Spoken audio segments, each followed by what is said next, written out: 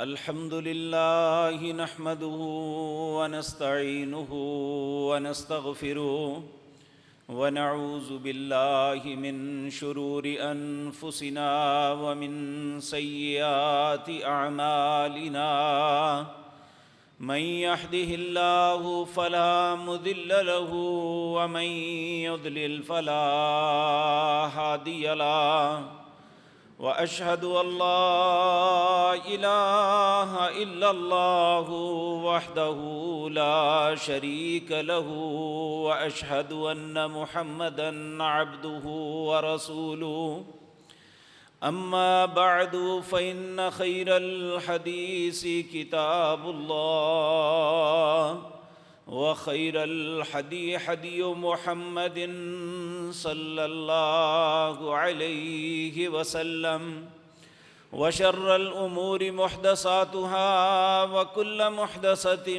بدعة وكل بدعة ضلالة وكل ضلالة في النار رب اشرح لي صدري ويسر لي أمري واحلل عقدة من لساني يفقهوا قولي اللهم انفعنا بما علمتنا وعلمنا ما ينفعنا وزدنا علما رب أوزعني أن أشكر نعمتك التي أنعمت علي وعلى والدي وأن أعمل صالحا ترضاه وأصلح لي في ذريتي إني تبت إليك وإني من المسلمين أعوذ بالله السميع العليم من الشيطان الرجيم بسم الله الرحمن الرحيم يا أيها الناس أنتم الفقراء إلى الله والله هو الغني الحميد إن يشاء يذهبكم ويأتي بخلق جديد وما ذلك على الله بعزيز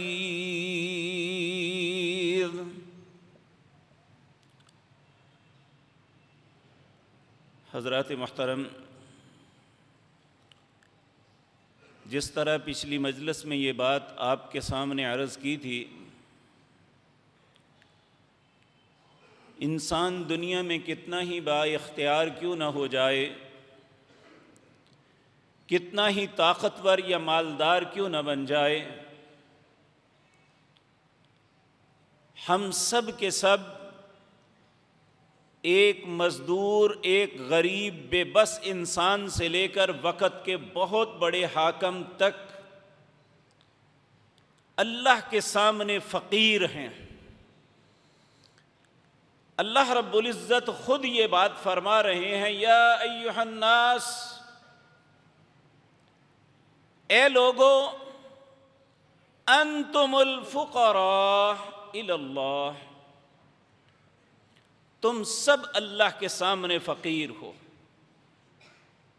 وہ کہنے والا ہے، سننے والے ہیں، منصب دار ہیں یا بے منصب ہیں، واللہ هو الغنی، اس کائنات میں اگر بے پرواہ ذات ہے، مستغنی کوئی ذات ہے تو صرف اللہ کی ہے۔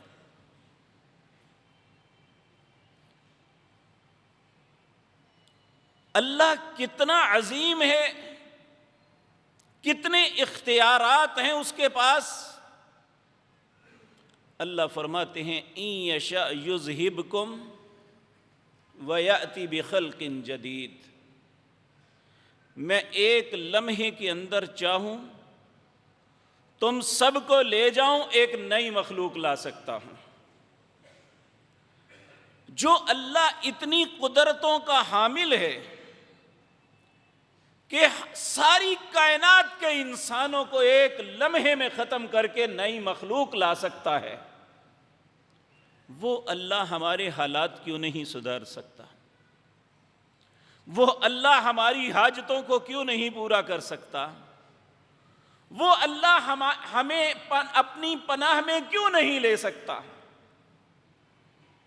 تو میرے عزیز بھائیوں، گزشتہ مجلس میں یہ تذکرہ ہو رہا تھا کہ جس طرح اللہ سے مانگنا ہماری ضرورت ہے، اسی طرح بہت سی چیزوں میں اللہ سے پناہ طلب کرنی ضروری ہے۔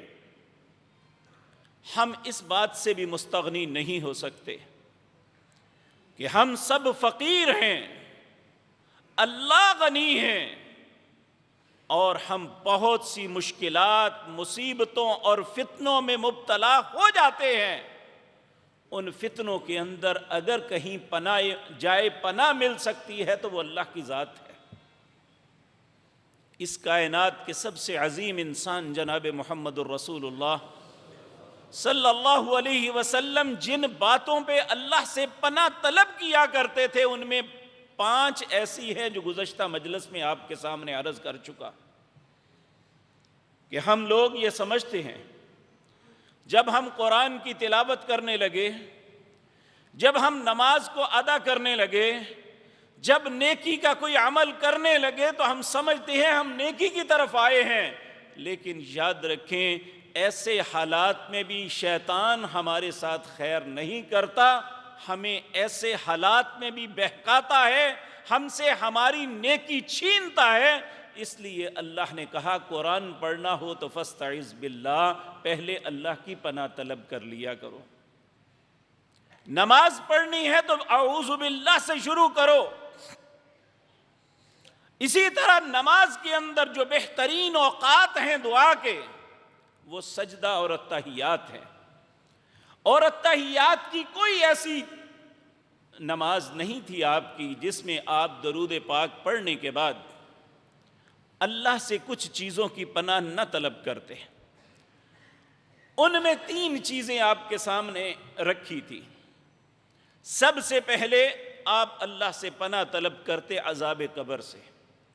کیوں طلب کرتے؟ اس کی تفصیل آپ کے سامنے عرض کر چکا ہوں۔ دوسرا، عذاب جہنم سے اللہ کی پناہ طلب کرتے۔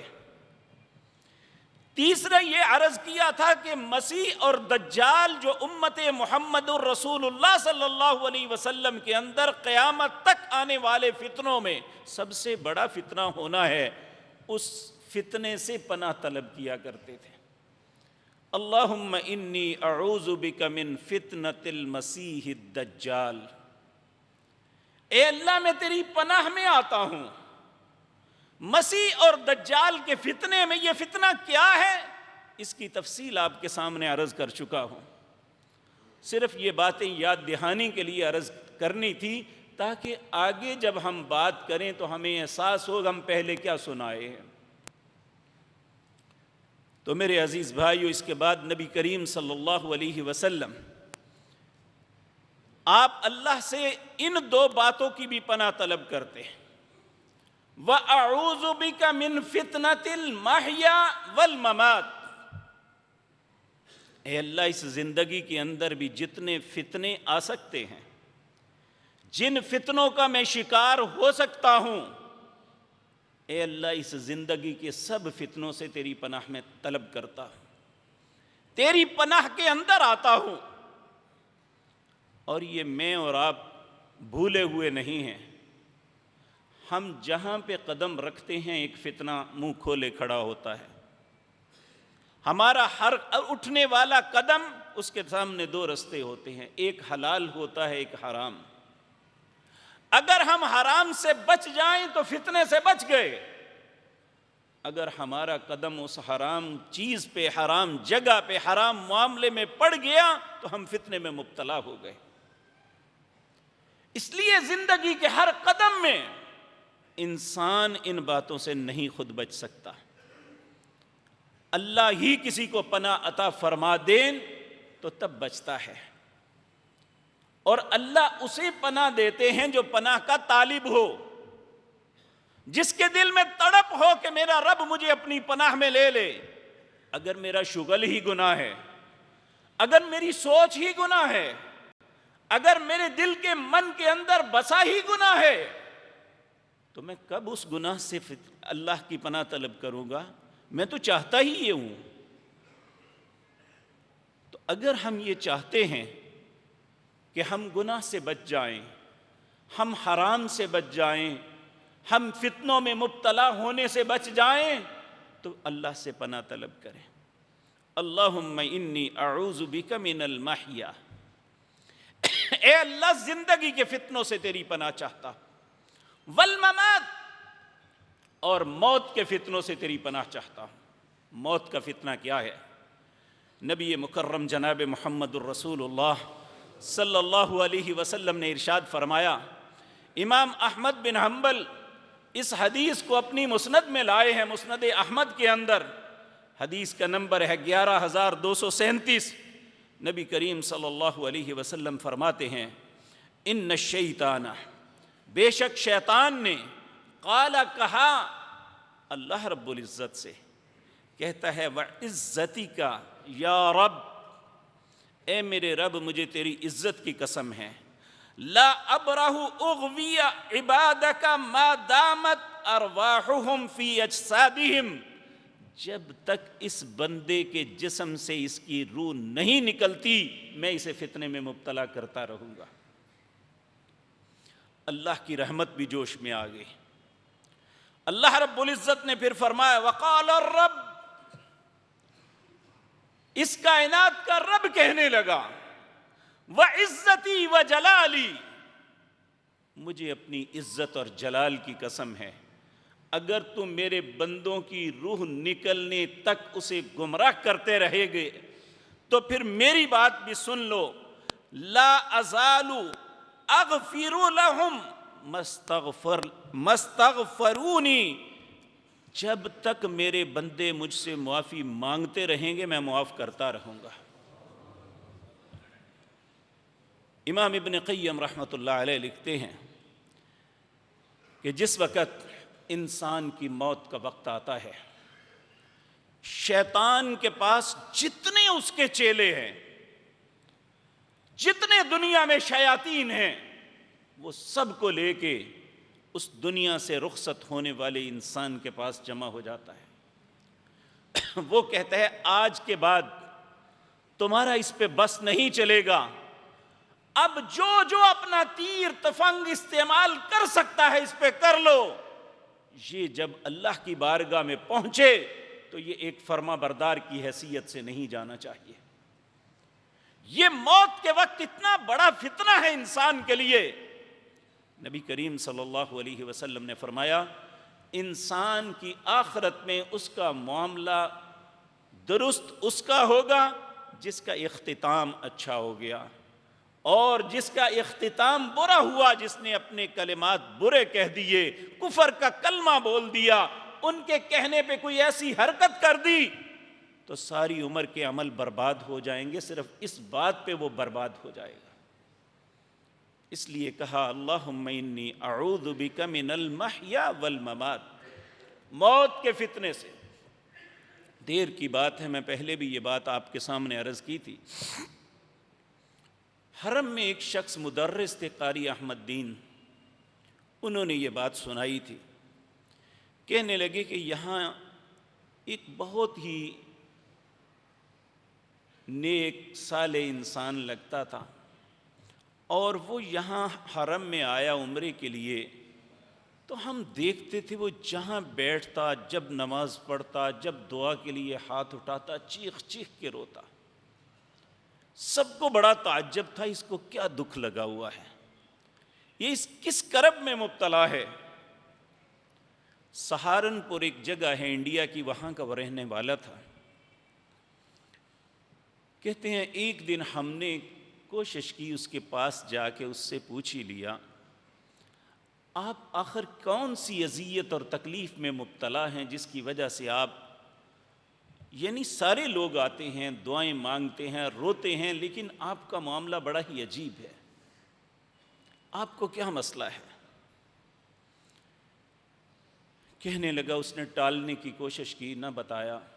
ہم نے اصرار کیا تو بالآخر وہ کہنے لگا، ہم 7 بھائی ہیں، 7 حافظ قرآن ہیں، ہمارے ساتھ ایک المیہ ہوا ہے کہ ہمارا سب سے بڑا بھائی جسے ہم اپنے لیے آئیڈیل تصور کرتے تھے، بڑا نیک آدمی تھا، کہنے لگا اس کی موت کا وقت آیا، بیمار ہوا، موت کا وقت آیا تو اس نے ہم سب کو بلایا، ہم پاس بیٹھ کے کہنے لگا قرآن لاؤ، قرآن لے کے آئے، کہنے لگا اپنے بھائیوں کو پوچھتا ہے یہ کیا ہے؟ وہ کہنے لگے اللہ کی کلام قرآن ہے۔ کہنے لگے سب گواہ رہنا میں اس کا انکار کرتا ہوں، اور ادھر اس کی جان نکل گئی۔ کہتا ہے یہ کرب ہے مجھے، اسی لیے نیک اور صالح لوگ ہمیشہ اللہ سے دعا مانگتے ہیں، اللہم ارزقنا حسن الخاتمہ، اے اللہ میرا اختتام اچھے خاتمے پہ کرنا۔ یہ چند دن کی پہلی بات ہے، ایک 90 سالہ قاری قرآن ریاض میں فوت ہوا ہے، اس کی ویڈیو وائرل ہوئی ہے اور بہت سے ٹیلی ویژن اسٹیشنز نے اسے ہائی لائٹ بھی کیا ہے۔ ہمارے پیغام ٹی وی نے اس پہ باقاعدہ ایک ڈاکومنٹری بنا کے دکھائی۔ اس نے اللہ کے گھر میں 50 سال سے زیادہ قرآن پڑھا اور پڑھایا، کہتے ہیں لاکھوں شاگرد ہیں اس کے، اور اس کا نام ہی لوگوں نے معلم القرآن، قرآن کا استاد رکھا ہوا تھا۔ کہتے ہیں جب اسے فرصت ملتی مصحف کھولتا، قرآن کی تلاوت شروع کر دیتا۔ دیکھیں اگر وہ خدا نخواستہ اللہ رحم فرمائے، اللہ ہم سب کو اپنی پناہ میں رکھے، کہ اگر بری ہے تو بعض کی موت بہت خوبصورت ہوتی ہے۔ اب یہ 90 سال کی عمر میں ہے، بیماری نے اتنا لاغر کر دیا ہے کہ وہ بے ہوش رہتا ہے، کافی دیر تک بے ہوش رہا، اور مرنے کہتے ہیں جب اذان ہوتی، اسے نہیں پتا اذان کیا ہے، اسے نہیں پتا میرے پاس کون آتا ہے، مجھے کون بلاتا ہے، کبھی کسی بات کا جواب نہیں دیا، لیکن نامعلوم جب اذان ہوتی ہے کون سی طاقت ہے جو اسے احساس دلاتی ہے، جس طرح وضو یا تیمم کیا جاتا ہے وہ اس طرح اپنے ہاتھوں کو ہلانا شروع کر دیتا ہے۔ پھر وہ اس کے بعد نماز کی ادائیگی الفاظ کو ادا کرتا ہے جو عام حالات میں لفظ بول نہیں سکتا، حتیٰ کہ اپنے مرنے سے پہلے اس کی باقاعدہ وائرل ویڈیو ہوئی ہے کہ وہ نماز لیٹا ہوا بے ہوش ہے، اللہ اکبر کہہ کے نماز ادا کر رہا ہے، اتحیات پہ پہنچا تو اس دنیا سے اس کی روح پرواز کر گئی۔ اس لیے میرے عزیز بھائیوں، یہ بہت زیادہ ضروری ہے کہ ہم میں سے ہر بندے نے مرنا ہے، لیکن کامیاب انسان وہ ہے جس کی موت اچھی آئے، جس کا اختتام ایمان پہ ہو۔ تو اللہ رب العزت ہمیں بھی توفیق عطا فرمائے، ہر اتحیات میں یہ شعوری طور پہ کہیں اللہم انی اعوذ بک من المحیا والممات۔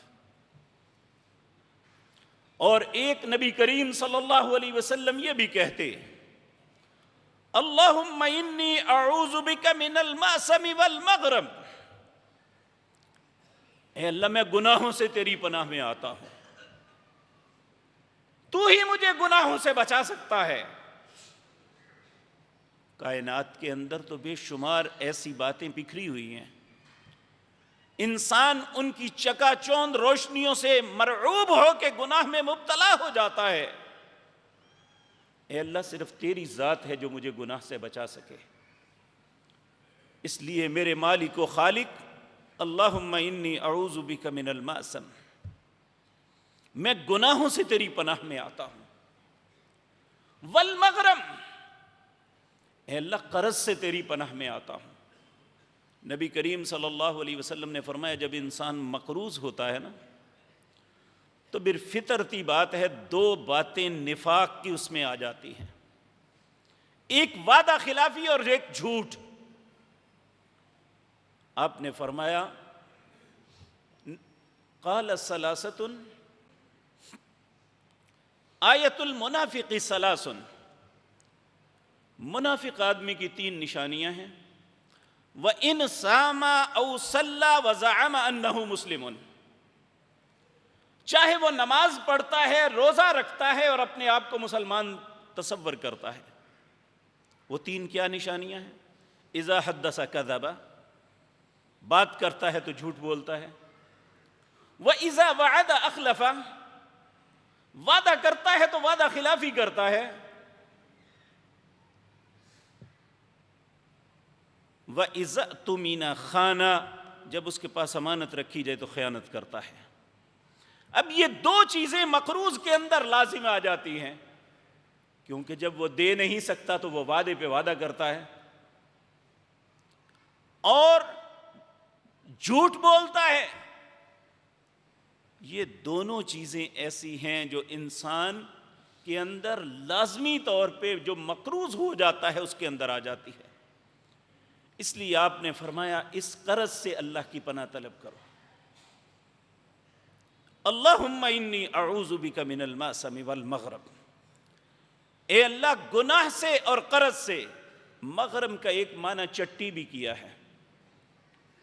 چٹی یہ ہوتی ہے کہ میں نے کسی کا حق دینا نہیں، میں ضمانتی ہوں صرف، اور جس کی ضمانت دی ہے وہ مکر گیا، تو اللہ نے کہا کوئی بات نہیں، تمہیں دینا ہے ہر صورت، تو نے وعدہ کیا ہے۔ مسلمان وعدہ خلاف نہیں ہوتا۔ تم اس چٹی کو بھرو، لیکن اللہ 2 طریقوں سے تمہاری مدد کرے گا۔ مالدار ہونے کے باوجود لوگوں سے زکوٰۃ دے کے اس چٹی کو بھر دو، یا اپنی زکوٰۃ میں سے اس چٹی کو بھر دو۔ جو وعدہ کیا ہے، جو ضمانت دی ہے، اس کی خلاف نہ کرنا۔ یعنی اسلام کے اندر اس چیز کی کتنی اہمیت ہے۔ اور یہ چٹی میں پھنس کے بعض اوقات انسان بہت زیادہ تکلیف اور کرب میں مبتلا ہو جاتا ہے۔ اس لیے نبی کریم صلی اللہ علیہ وسلم، میں اس دعا کو پھر دوبارہ پڑھتا ہوں، اللہم انی اعوذ بک من عذاب القبر۔ سید عائشہ صدیقہ رضی اللہ تعالی عنہ فرماتی ہیں نبی کریم ہمیشہ پڑھتے تو میں نے کہا مجھے بھی کچھ سکھلائیے، بہترین دعا سکھلائیے اور اس کا بہترین وقت بھی بتائیے۔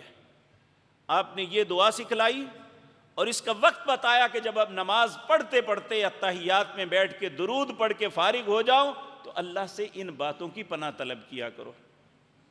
اللہم انی اعوذ بک من عذاب القبر واعوذ بک من عذاب جہنم واعوذ بک من فتنة المسیح الدجال واعوذ بک من فتنة المحیا والممات اللہم انی اعوذ بک من المأثم والمغرم۔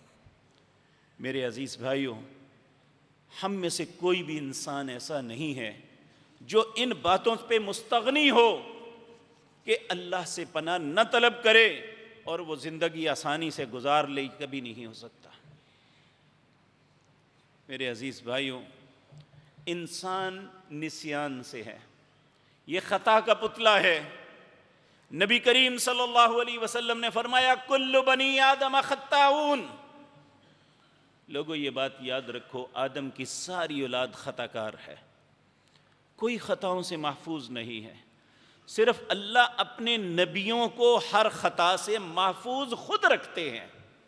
معصوم کا مطلب ہے بچایا گیا، انہیں اللہ خود بچاتے ہیں۔ تو میرے بھائیو، جب اللہ سے پناہ مانگ لی جائے، اللہ پناہ عطا کر دے تو پھر وہ بھی انسان بچ جاتا ہے۔ نبی کریم صلی اللہ علیہ وسلم نماز کے اندر دعا کے لیے سب سے بہترین اور افضل جگہ سجدہ ہے۔ نبی کریم صلی اللہ علیہ وسلم فرماتے ہیں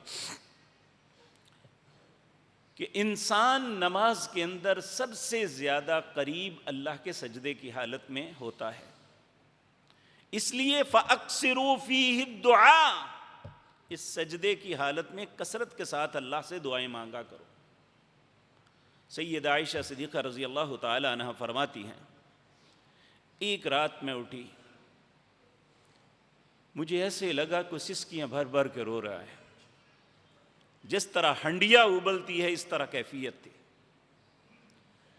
میں نے ٹٹول کے دیکھا تو میرے سرتاج جناب محمد الرسول اللہ صلی اللہ علیہ وسلم سجدے کی حالت میں ہے، اور اتنی گریازاری، اتنے گڑ گڑا رہے ہیں اپنے رب کے حضور کہ میرے دل میں بڑا ہی رقت آئی۔ پھر میرے دل میں آیا کہ میں دیکھوں تو صحیح آپ فرما کیا رہے ہیں، کیا مانگ رہے ہیں اللہ سے۔ میں نے ٹٹول کے آپ کے منہ مبارک کے قریب اپنے کان کو کیا، سجدے کی حالت میں آپ اللہ کے سامنے رو رو کے کہہ رہے تھے، اللہم انی اعوذ برضاک من سخطک وبمعافاتک من عقوبتک واعوذ بک منک لا احصی ثناء علیک انت کما اثنیت علی نفسک۔ اللہم، اے میرے اللہ، انی اعوذ برضاک، میں اس وقت تیری رضامندی کی پناہ طلب کرتا ہوں، من سخطک، جب تو مجھ پہ سختی کرنے کا ارادہ کر لے، وبمعافاتک من عقوبتک، اے اللہ جب تو مجھ سے انتقام لینے کا ارادہ کرے تو میں تیری عافیت کی پناہ چاہتا ہوں، وَأَعُوذُ بِكَ مِنْكَ، اے اللہ تیری ذات کے علاوہ کہیں بھی جائے پناہ نہیں ہے، لا احصی ثناء علیک، اے اللہ میں تو تیری تعریف کرنے سے بھی قاصر ہوں، کما اثنیت علی نفسک، تیری تعریفیں اتنی ہیں جتنی تیرا من چاہتا ہے، جتنی تو پسند کرتا ہے۔ اور یہ ہمیشہ نبی کریم تہجد کے سجدوں میں اس دعا کو کثرت کے ساتھ پڑھتے تھے۔ میرے عزیز بھائیو، اگر اللہ سختی پہ آ جائے نا، حدیث قدسی ہے بڑی لمبی، اللہ فرماتے ہیں لو ان اولکم وآخرکم وجنکم وانسکم، جب سے یہ دنیا بنی ہے، جب تک رہی ہے، پہلے پچھلے سب مل جاؤ، صرف انسان ہی نہیں جن بھی مل جاؤ، اور سب کے سب ایک طاقتور انسان کی طرح بن جاؤ، جو دنیا میں بڑا پاورفل بندہ ہے اس کی طرح سب ہو جائیں، اور سب ایک میدان میں جمع ہو کے ارادہ کرو کہ اللہ کو نقصان دینا ہے، لن یضر اللہ شیئا، تم اللہ کا کچھ نہیں بگاڑ سکتے۔ اس کے برعکس اگر تم سب کے سب جمع ہو جاؤ، اللہ تمہارا بگاڑنا چاہے تو تم اس کے بگاڑ کو روک نہیں سکتے۔ جس طرح میں نے آغاز میں سورۃ فاطر کی آیت پڑھی ہے، ان یشاء یذہبکم ویاتی بخلق جدید، اللہ کہتے ہیں میں اگر چاہوں ایک لمحے میں تمہیں ختم کر کے نئی مخلوق لا سکتا ہوں۔ تو جو اللہ یہ سب کچھ کر سکتا ہے، اور ہم دیکھتے ہیں دنیا کے دو طاقتور ترین اور ٹیکنالوجی کی معراج پہ ملک ہیں، امریکہ اور جاپان، کیا ہم لوگ جانتے نہیں ہیں سب سے زیادہ قدرتی آفات ان دونوں ملکوں میں آتی ہیں؟ نہ یہ سیلاب کو روک سکتے ہیں، نہ زلزلے کو، نہ اللہ کی آندھیوں کو روک سکتے ہیں، نہ اس کی گرج کو، اور جب یہ آتی ہے شہروں کے شہر ملیا میٹ کر دیتی ہے، کوئی روکنے والا نہیں کائنات کے اندر۔ جب اللہ انما امرہ اذا اراد شیئا ان یقول لہ کن فیکون، جب اللہ کسی کام کا ارادہ کرتا ہے اسے فوجیں لانے کی ضرورت نہیں پڑتی، وہ تو صرف حکم دیتے ہیں، کائنات کی ہر چیز وَكُلٌّ فِي فَلَكٍ يَسْبَحُونَ، کائنات کی ہر چیز اس کی فرما برداری میں سامنے کھڑی ہو جاتی ہے۔ یہ غالباً 1980 کے عشرے کی بات ہے، یہی ملک امریکہ، اس میں ایک گاؤں جو صرف عیاشی کے لیے بنا ہوا تھا، ایک رات پورے عروج پہ ان کی عیاشی تھی کہ اللہ کی شان کہ اس کے ایک مغرب کی جانب بہت بڑا پہاڑ تھا، وہ پہاڑ اپنی جگہ سے ہلا اور چلتا چلتا پوری کی پوری بستی میں ان بدمست لوگوں کو رونتا ہوا کچلتا ہوا، کوئی ایک جان باقی نہیں بچی تھی، مشرق کی جانب جا کے کھڑا ہو گیا تھا۔ کون چلانے والا ہے؟ جس اللہ کی قدرتیں اتنی ہیں، جس اللہ کی قوت و طاقت اتنی ہے، ہم بے بس انسانوں کو اس کے علاوہ کوئی چارہ کار نہیں، ہم ہر مصیبت سے اس کی پناہ طلب کریں، ہم ہر گناہ کے مقابلے میں، اس کے غصے اور ناراضگی کے مقابلے میں اس سے پناہ طلب کریں۔ میرے بھائیو، ہم میں سے ہر شخص کا یہ ایمان ہے کہ پیارے نبی جناب محمد الرسول اللہ صلی اللہ علیہ وسلم اللہ کی ذات کے بعد آپ کی حیثیت ہے۔ آپ کتنی ہی باتوں میں، پہلی بات تو یہ آپ خوفزدہ ان باتوں پہ رہتے تھے کہ کوئی آزمائش آ نہ جائے، ان باتوں پہ بھی اللہ کی پناہ طلب کرتے تھے۔ آپ کی دعاؤں میں یہ دعا جسے کثرت کے ساتھ آپ پڑھتے تھے، اللہم انی اعوذ بک من زوال نعمتک وتحول عافیتک وفجاءۃ نقمتک وجمیع سخطک وغضبک یا ارحم الراحمین۔ اے میرے اللہ، انی اعوذ بک من زوال نعمتک، میں تیری پناہ میں آتا ہوں کہ جتنی نعمتیں تو نے مجھے عطا کی ہیں ان پہ زوال آ جائے۔ اے اللہ، اس بات سے تیری پناہ میں آتا ہوں۔ وَبِمُعَافَاتِكَ مِنْ عُقُوبَتِكَ، اللہ اکبر، وَتَحَوُّلِ عَافِيَتِكَ، تو نے مجھے صحت عافیت عطا فرمائی، آنکھوں سے دیکھتا ہوں، کانوں سے سنتا ہوں، دماغ سے سوچتا ہوں، دل سے فیصلہ کرتا ہوں، زبان سے بولتا ہوں، اور اپنے امور کو انجام دینے کے لیے ہاتھ پاؤں اور اس میں چلنے کی قوت اور استطاعت دی ہے تو نے۔ یہ صحت اور عافیت سے جو نوازا ہے، اے اللہ اس بات سے تیری پناہ چاہتا ہوں کہ یہ کسی تکلیف بیماری میں نہ بدل جائے۔ وَتَحَوُّلِ عَافِيَتِكَ، آپ دیکھیں ہمارے کتنے بھائی ہیں، ایک چھوٹی سی بیماری آتی ہے، آنکھوں کی بنائی زائل ہو گئی، ایک بیماری آئی، قوت سماعت ختم ہو گئی، کوئی بیماری فالج ہوا، زبان نے بولنا چھوڑ دیا، قدموں نے اپنے آپ کو اٹھانا چھوڑ دیا، اور بعض اوقات ایسا ہوتا ہے کہ حلق نکلنے سے انکار کر دیتا ہے، اس کے پیٹ میں، اس کے ناک میں نالی لگا کے اس کے معدے کے اندر لیکوڈ غذا ڈالی جاتی ہے کہ یہ زندگی کے دن گزار لے۔ یہ سارا نظام تنفس جو چلانے والی ذات ہے، جو چلا رہی ہے وہ بگاڑ بھی سکتی ہے۔ اور یہ جو انسان کا پورا جسم مفلوج ہو جاتا ہے، کوئی بہت بڑی بات پہ نہیں ہوتا۔ کہتے ہیں دماغ کے اندر چھوٹا سا کلاٹ آ جاتا ہے، جس کی وجہ سے اس کا پورا دھڑ جو ہے ضائع ہو گیا، کہتے ہیں یہ فالج ہو گیا اسے، اور اس کے اندر حس کی قوت ہی ختم ہو جاتی ہے۔ اتنا چھوٹا سا کلاٹ ہوتا ہے کہ شاید آنکھ دیکھ بھی نہ سکے اسے، مائکروسکوپ کے ذریعے اسے دیکھا جاتا ہے۔ اور جو اللہ یہ سارا نظام تنفس چلا رہا ہے وہ بگاڑ بھی سکتا ہے، اس لیے ہمیں ہر وقت اللہ سے پناہ طلب کرنی چاہیے۔ اللہم انی اعوذ بک من زوال نعمتک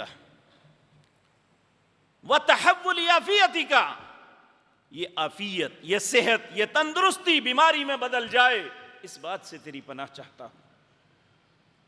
وفجاءۃ نقمتک، اے اللہ اچانک کوئی آفت کی خبر، اولاد کے متعلق بری خبر آ جائے، یقین جانیے ماں باپ کے لیے اتنا کرب کا وقت ہوتا ہے، یہ وہی بتا سکتا ہے جس کے ساتھ معاملہ ہوا ہے۔ اور خاندان کے متعلق کوئی ایسی خبر سن لیں، یا اولاد اپنے باپ کے متعلق، اپنی والدہ محترمہ کے متعلق کوئی خبر سن لے، اچانک کوئی خبر ایسی آ جائے تو کیا کیفیت ہوتی ہے، شاید زبان سے کوئی شخص بیان بھی نہ کر سکے جو انسان کے دل پہ گزرتی ہے اس وقت۔ اس لیے اس بات سے بھی آپ اللہ سے پناہ طلب کرتے ہیں کہ اچانک وفجاءت نقمتی کا اچانک کوئی آفت آن پڑے. آپ نے پچھلے ہفتے یہ بات سنی ہوگی کہ ریاض سے ایک گاڑی چلی ہے عمرے کے لیے. جب وہ عمرہ کر کے مدینہ منورہ جا رہے تھے تو رستے میں اس گاڑی کو آگ لگ گئی. 29 یا 32 لوگ اس میں شہید ہو گئے. اتنا وقت نہیں مل سکا کہ وہ گاڑی کا دروازہ یا اس کے شیشے کو توڑ کے باہر نکل آئیں. کیا ہوا ہے کوئی نہیں بتا سکتا ان کے ساتھ معاملہ کیا ہوا.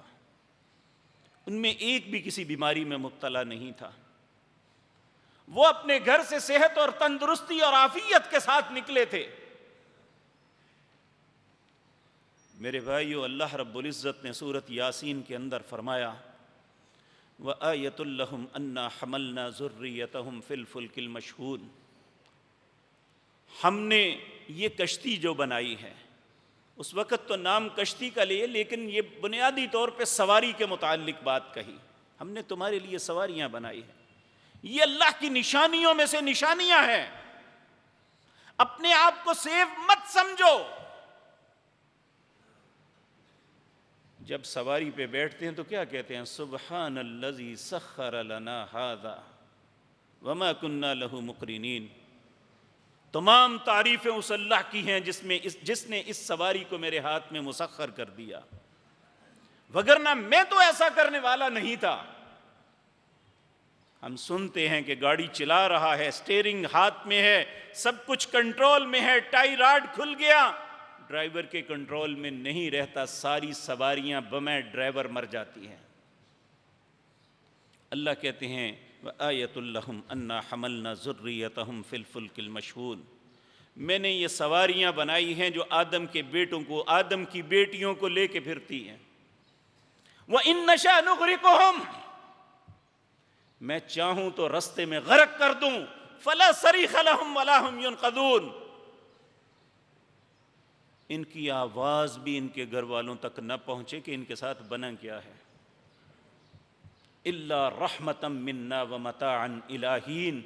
اگر کوئی شخص ایک سفر پہ جا کے صحت، تندرستی، عافیت کے ساتھ واپس گھر آ جاتا ہے تو یہ اس کا کمال یا اس کی سواری کا کمال نہیں. اللہ کہتے ہیں الا رحمتا منا، یہ تیرے رب کی رحمت ہے تجھ پہ، اس نے تجھے اور مہلت دے دی ہے. ومتاعا الی حین. تو جب یہ سب کچھ اللہ کے اختیارات میں ہے تو اے دانا انسان، ہمیں اللہ اپنے رب سے پناہ طلب کرنی چاہیے. ان آفتوں کے آنے سے پہلے اپنے رب کی منتیں کرنی چاہیے. اللہم انی اعوذ بک من زوال نعمتک وتحول عافیتک وفجاءۃ نقمتک وجمیع سخطک وغضبک یا ارحم الراحمین. اے اللہ، ہر قسم کے تیرے غصے اور ناراضگی سے تیری پناہ چاہتا ہوں. جس طرح آپ دیکھیں نا، ہم کسی کے تحت کام کرتے ہیں تو انسان کی کوشش ہوتی ہے میرا باس، میرا مالک مجھ پہ ناراض نہ ہو، کیونکہ میں اس کے پاس کام کرتا ہوں. اس کی ناراضگی کا مطلب اس کام سے چھٹی ہے. تو وہ یہ ساری کائنات کا خالق و مالک ہے. ہمیں اس بات سے ڈرنا چاہیے کہ کہیں وہ ناراض نہ ہو جائے. وَجَمِيعِ سَخَطِكَ وَغَضَبِكَ. اے اللہ، ہر قسم کے تیرے غصے اور ناراضگی سے تیری پناہ میں آتے ہیں. اسی طرح میرے عزیز بھائیوں، ہمارے باہم معاملات زندگی کے چلتے ہیں. رشتہ داروں میں کلیش ہوتے ہیں، کاروباری کلیش ہوتے ہیں، اور معاملات میں ہوتے ہیں. نبی کریم صلی اللہ علیہ وسلم ان باتوں پہ اللہ سے دعا مانگتے. سیدنا ابو ہریرہ رضی اللہ تعالی عنہ اس حدیث کے راوی ہیں. امام بخاری رحمۃ اللہ علیہ اپنی جامع الصحیح میں اس حدیث کو لائے ہیں. کہا نبی کان رسول اللہ صلی اللہ علیہ وسلم تھے رسول اللہ صلی اللہ علیہ وسلم یتعوذ، ان باتوں پہ اللہ سے پناہ طلب کیا کرتے ہیں. کن باتوں میں؟ من جہد البلائی، مصیبتوں کے آنے سے اللہ تیری پناہ میں آتے ہیں. ودرک الشقائی، بدبختی ہم پہ چھا جائے، اس بات سے اللہ تیری پناہ میں آتا ہے. وسوء القضاء، اے اللہ تو ہمارے متعلق کوئی ایسا فیصلہ کر دے جو ہمارے حق میں اچھا نہ ہو، اس بات سے بھی تیری پناہ میں آتے ہیں. اور دیکھیں یہی کلمات کچھ الفاظ کے اور ہم دعائے قنوت کے اندر بھی کہتے ہیں. وقنا شر ما قضیت، اے اللہ برے فیصلے سے ہمیں بچا لے. برا فیصلہ کیا ہو سکتا ہے؟ اللہ نے ہمیں اولاد دی، ہماری اولاد کے متعلق اللہ کوئی ایسا فیصلہ کر دے جو ہمارے لیے ناگوار ہے، تو ہمارے لیے برا ہے. ہم کاروبار کرتے ہیں، زندگی کی دوڑ چلاتے ہیں، اپنے گھر بار کو عزت کے ساتھ چلا رہے ہیں، اللہ اس کے متعلق کوئی فیصلہ کرتے ہیں، کیا بگاڑ سکتے ہیں اس کا؟ تو اس لیے اس بات پہ بھی اللہ کی پناہ طلب کیا. وسوء القضاء،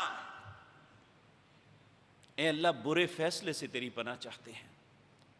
وشماتۃ الاعداء، اور اس بات سے بھی تیری پناہ چاہتے ہیں کہ دشمن ہماری بے بسی پہ خوش ہوں، وہ ہمارا مذاق اڑائیں. میرے عزیز بھائیوں، تکلیف آ جانا یہ کوئی بڑی بات نہیں ہوتی، لیکن کسی کی تکلیف پہ اس کا تماشا کرنا، اس کا مذاق اڑانا، یہ کمینے اور بد کردار لوگوں کا کام ہے جو ہم کر رہے ہیں آج. جسے ہم پسند نہیں کرتے، ہم اس کی موت پہ بھی تماشا کرتے ہیں، اس کی بیماری پہ بھی کرتے ہیں. وشماتۃ الاعداء، سب سے زیادہ تکلیف دہ انسان کے لیے وہ طعنہ زنی ہوتی ہے کہ وہ اپنی بیماری میں ٹوٹ رہا ہوتا ہے، اپنی موت کی منزلیں طے کر رہا ہوتا ہے، اور ایک کمینہ انسان اس کا تماشا کر رہا ہوتا ہے. بلکہ یہ بات یاد رکھیں، اللہ ہم سب کو اپنی پناہ میں رکھے. جب برا انسان اپنی قبر کے امتحان میں فیل ہو جائے گا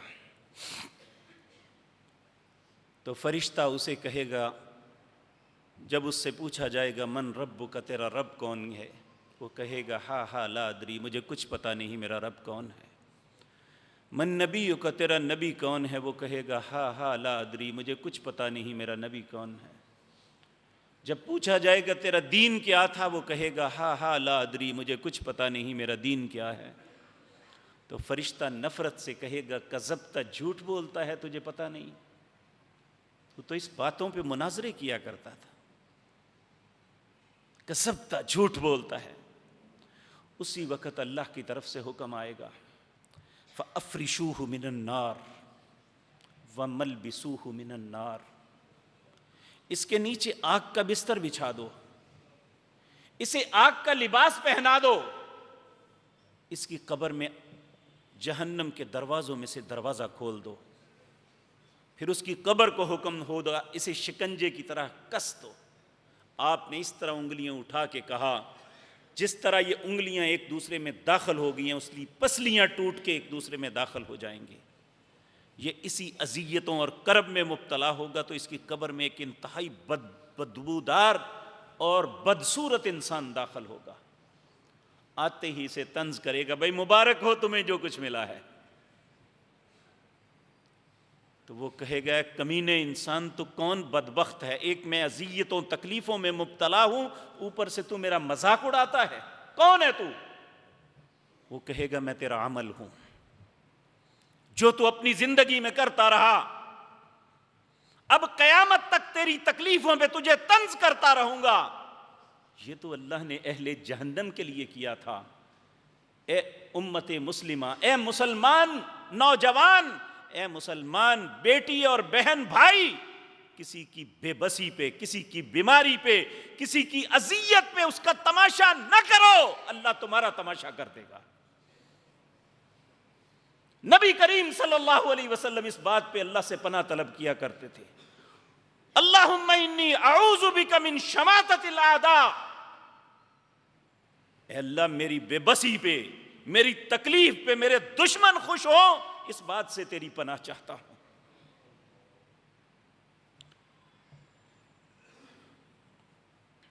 اسی طرح میرے عزیز بھائیوں، کچھ ایسی بیماریاں ہیں جو انسان کے لیے بڑی ناگوار ہیں، ان کے متعلق بھی رسول اللہ صلی اللہ علیہ وسلم اللہ سے پناہ طلب کیا کرتے تھے۔ ان میں ایک اللہم انی اعوذ بک من البرص، اے اللہ پھل بحری سے تیری پناہ طلب کرتا ہوں۔ انسان کی ساری خوبصورتی مان پڑ جاتی ہے جب پورا جسم کہیں پہ کسی رنگ کا، کہیں پہ کسی رنگ کا، اور اس بیماری کی وجہ سے وہی انسان جو ایک خوبصورت انسان ہوتا ہے اور اس سے خوشبو آتی ہے، اس کے پاس بیٹھنے کو دل چاہتا ہے، اس پھل بحری کی وجہ سے اس کے جسم سے تعفن آتا ہے۔ اس لیے کہا اللہم انی اعوذ بک من البرص، اے اللہ پھل بحری سے تیرا، والجنون، پاگل پن سے تیری پناہ چاہتا ہوں۔ انسان عقل مند ہے تو اس کی اپنے معاشرے میں عزت ہے، وہی پاگل ہے تو وہ یہ نہیں دیکھا جاتا کہ یہ کس کا بیٹا ہے، کس کا خاندان ہے، کیا وہ پاگل ہے چھڈو پرا۔